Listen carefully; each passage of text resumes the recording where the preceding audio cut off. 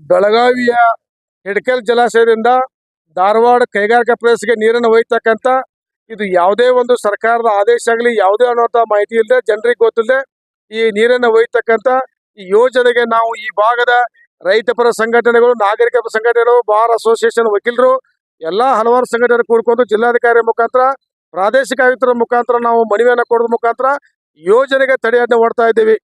ಜೊತೆಗೆ ಇವತ್ತಿನ ತಕ್ಷಣ ಇವತ್ತು ಅವರು ಯೋಜನೆಗೆ ತರಲಿಕ್ಕೆ ನೀವು ಸ್ಟಾಪ್ ಮಾಡಲಿಕ್ಕೆ ನಾವು ಕ್ರಮ ಕೈಗೊಳ್ಳಬೇಕಾದ ಜಿಲ್ಲಾಧಿಕಾರಿಗೆ ಒತ್ತಾಯ ಮಾಡಿದ್ದೀವಿ. ಇವತ್ತು ಜಿಲ್ಲಾಧಿಕಾರಿಗಳವರು ಆ ಯೋಜನೆ ತಡೆ ಮಾಡಲಿಕ್ಕೆ ಅವರಿಂದ ಮಾಹಿತಿ ಪಡ್ಕೊಳ್ಳಿಕ್ಕೆ 3 ದಿನ ನೋಟಿಸ್ ಕೊಟ್ಟು ನಾವು ಮಾಹಿತಿ ಪಡ್ಕೋತೀವಿ ಅಂತ ಹೇಳ್ತಿದ್ರ. ಇದು ನಮ್ಗೆ ಒಪ್ಪಿತೆ ಇಲ್ಲ. ಯಾಕಂತಾರೆ ಈ ನೋಟಿಸ್ ಕೊಡೋದು, ಅರ್ಜಿ ಹಾಕೋದು, ವಿನಂತಿ ಮಾಡೋದ್ರ ಮುಖಾಂತರ ಅವರು ನಮ್ಮ ಹೋರಾಟವನ್ನ ದಿಕ್ತಪ್ಪಿಸುವಂತ ಕೆಲಸವನ್ನ ಮಾಡೋದ್ರ ಮುಖಾಂತರ ಇದು ನೆನೆಗುದಿ ಬೀಳುವಂತ ಪರಿಸ್ಥಿತಿ ಐತಿ. ಅದಕ್ಕಾಗಿ ಈ ಮೂಲಕ ನಾವು ಜಿಲ್ಲಾಧಿಕಾರಿಗೆ ಹೇಳ್ತಾ ಇದ್ದೀವಿ, ಅದು ನೋಟಿಸ್ ಕೊಡ್ತಾರೋ ಅಥವಾ ಮೀಟಿಂಗ್ ಮಾಡ್ತಾರೋ ನಮ್ಗೆ ಏನ್ ಮಾಡ್ತಾರೋ ಗೊತ್ತಿಲ್ಲ.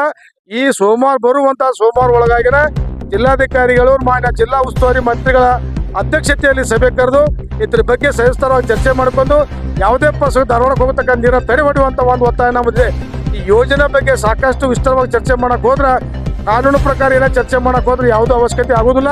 ಇವತ್ತು ಒಂದ್ ವೇಳೆ ಹಂಗಾತು ಅಂತಂದ್ರೆ ಸ್ವತಃ ರೈತರ ಮುಂದೆ ಬಂದು ಕಾನೂನನ್ನ ಮುರಿದ ನಮ್ಮ ಜಿಲ್ಲೆಗೆ ಬೇಕಂತ ನೀರನ್ನ, ಜಲಮೂಲನ್ನ ಕಾಯ್ಕೊಳ್ಳಿಕ್ಕೆ ನಾವು ಬದ್ಧಾಗಿದ್ದೇವೆ.